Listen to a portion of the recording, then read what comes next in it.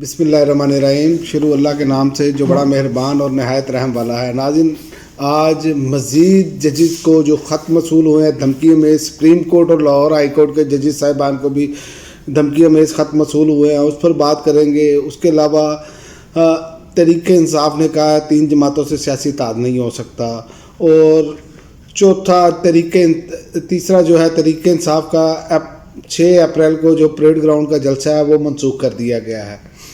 اور سب سے پہلے بات کرتے ہیں جو بدقسمتی سے سپریم کورٹ اور لاہور ہائی کورٹ کے ججز کو بھی دھمکی امیز خط موصول ہوئے ہیں۔ یہ میڈیا رپورٹس ہیں، دنیا بھی چلا رہا ہے، اپنا ایکسپریس بھی ہے، سب کے اوپر یہ موجود ہے کہ سپریم کورٹ کے 4 ججز کو مشکوک خط موصول ہونے کا انکشاف ہوا ہے۔ چیف جسٹس فائز عیسیٰ سمیت جسٹس عطر من اللہ، جسٹس جمال مندوخیل، جسٹس امین الدین کو یہ خط موصول ہوئے ہیں۔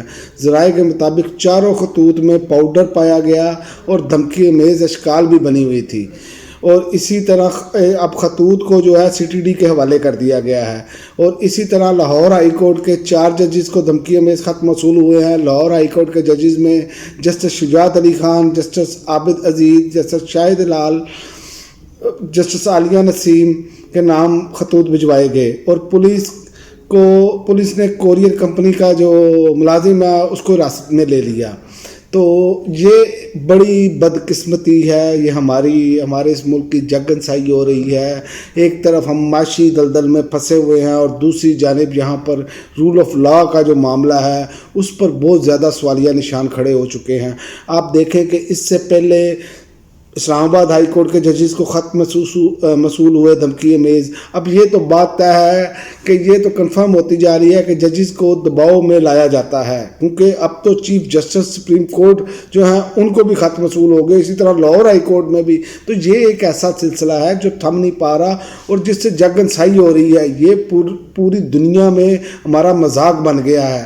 اس کی آپ ایک چیز سے اندازہ لگائیں کہ جب آپ کے سب سے ہائی پاور ہوتی ہے ججز کی، ہائی کورٹ کے ہوں یا سپریم کورٹ کے ہوں، یہ پاورفل عہدے ہیں، اور یہاں پر جب دھمکی امیز خط موصول ہو رہے ہیں تو اس کا مطلب یہ ہے کہ عام شہری تو بالکل اس کی اوقات ہی کوئی نہیں رہ گئی، کیونکہ یہ وہ لوگ ہوتے ہیں جنہوں نے انصاف دینا ہوتا ہے۔ تو جب انصاف دینے والے دھمکیوں کی زد میں ہیں تو انصاف کیسے ہوگا؟ نہ آپ کی جو کہتے ہیں سرمایہ کاری بیرون ملک سے وہ بھی نہیں آئے گی، جو جس طرح کا دباؤ، اب تو دباؤ ثابت ہو چکا ہے۔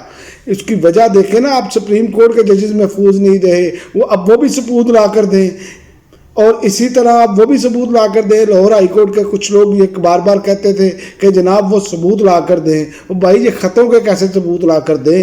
یہ تو اب آپ کے سامنے ہے کہ دھمکیاں بھی ہیں، پاؤڈر بھی ہے، اور دھمکی امیز اشکال بھی دی گئی ہیں۔ تو جو لوگ اس بات پر یہ تنقید کر رہے ہیں کہ ثبوت لا کر دیں، ثبوت لا کر دینے کی بجائے اس پر گہرا تن کیا جانا چاہیے، کون لوگ ہیں، یہ کیسے ہو رہا ہے معاملہ، ورنہ یہ تو ہمارے ملک پر تو کوئی اعتبار نہیں کرے گا۔ اس طرح آگے چلتے چلتے ہمارے پر بہت سارے سوالیہ نشان لگیں گے، پابندیوں کی زد میں بھی ہم آ سکتے ہیں۔ آپ اس کو دوررسن طریقے سے دیکھیں، اور یہ جو عمران خان کو سزائیں دی گئی ہیں وہ تو ویسے ہی اب جو ہے کنفرم ہو چکا ہے، خود ہی کنفرم کر دیا ہے ان ججز صاحبان نے کہ جو اس طرح کے جنہوں نے دھمکی امیز خطوط لکھے، تو اس کا مطلب ہے کہ وہ سزائیں بوگس تھی، وہ دباؤ کے تحت تھی، یا ان کو دھمکیاں دی گئی۔ کچھ نے اقرار بھی کیا دھمکیاں ہم دباؤ میں ہیں۔ آپ نے دیکھا 6 ججز اسلام آباد ہائی کورٹ کے، انہوں نے بھی اقرار کیا تھا، اور انہوں نے یہ شروعات کی، اور اب آپ دیکھ لیں کہ دھمکی امیز خطوط کتنے لوگوں کو مل چکے ہیں، کتنے جج صاحبان کو مل چکے ہیں۔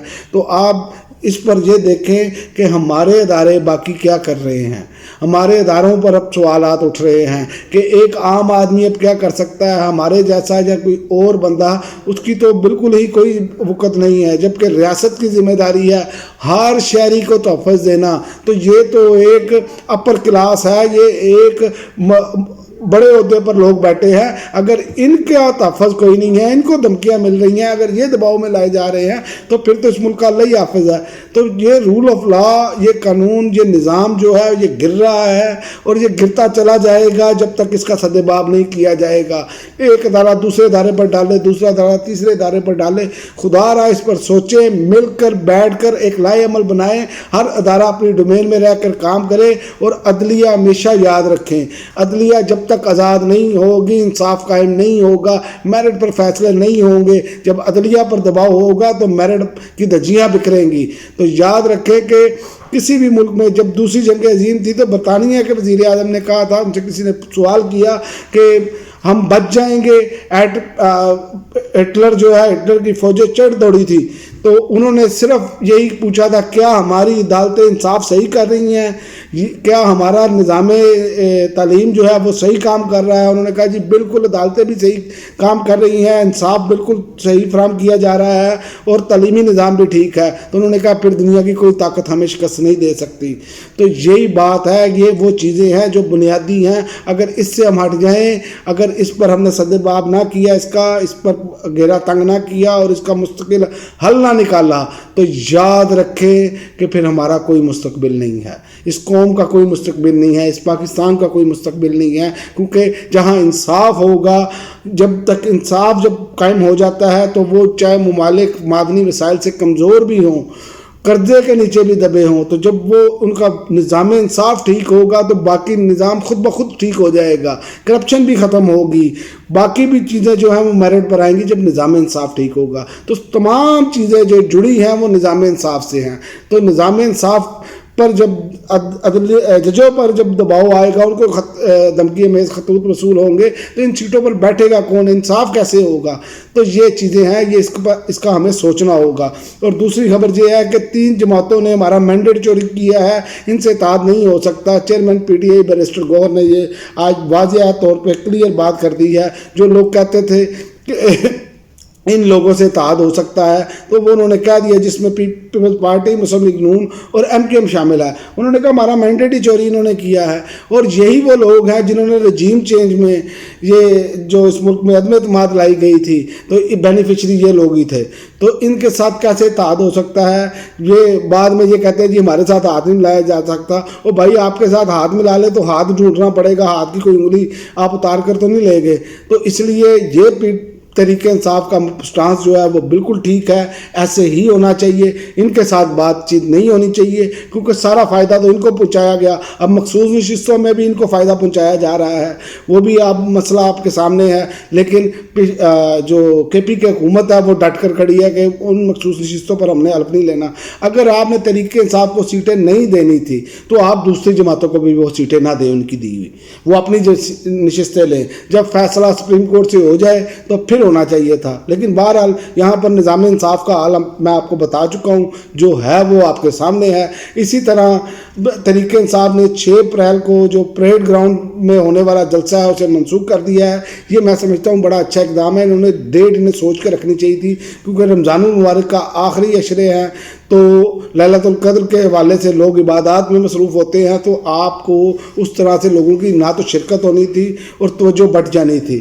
تو لہذا تحریک انصاف نے رمضان المبارک کے آخری عشرے کے پیش نظر یہ جلسہ منسوخ کیا، تو یہ تو بڑا خوش آئند بات ہے۔ لیکن تحریک انصاف اب اپنی جارحانہ پالیسی کی طرف ویسے ہی گامزن ہے، اور عید کے بعد میں نے آپ کو پچھلے ویلاگ میں بتایا تھا کہ یہ معاملات اب آگے بڑھیں گے، کیونکہ اس نظام نے بہتر ہونا ہوگا، اس نظام کو، کیونکہ پاکستان نے آگے بڑھنا ہے، اس قوم نے آگے بڑھنا ہے، اور اس لیے اس ساری چیزوں کو مد نظر رکھتے ہوئے ان چیزوں نے بہتری کی طرف جانا ہی جانا ہے۔ انشاءاللہ اللہ کے گھر امید ہے کہ یہ لازمی جائیں گے۔ اور دوسرا جو آج سماعت ہوئی، اس حوالے سے جو سپریم کورٹ کا نے جو خطوط کے حوالے سے سماعت کی، اب فل کورٹ بینچ بنانے کا عندیہ دے دیا گیا ہے، اور امید ہے فل کورٹ بینچ ہی بنے گا، کیونکہ اب تو سپریم کورٹ کے جج صاحبان بھی آ گئے ہیں، اور جتنے ججز موجود ہوں سب کی اس پر مشترکہ طور پر آنی چاہیے۔ اس کی وجہ یہ ہے کہ یہ عدلیہ کا مسئلہ ہے، عدلیہ کی آزادی کا مسئلہ ہے۔ جب جج پر کوئی دباؤ نہیں ہوگا، جج آزاد ہوگا،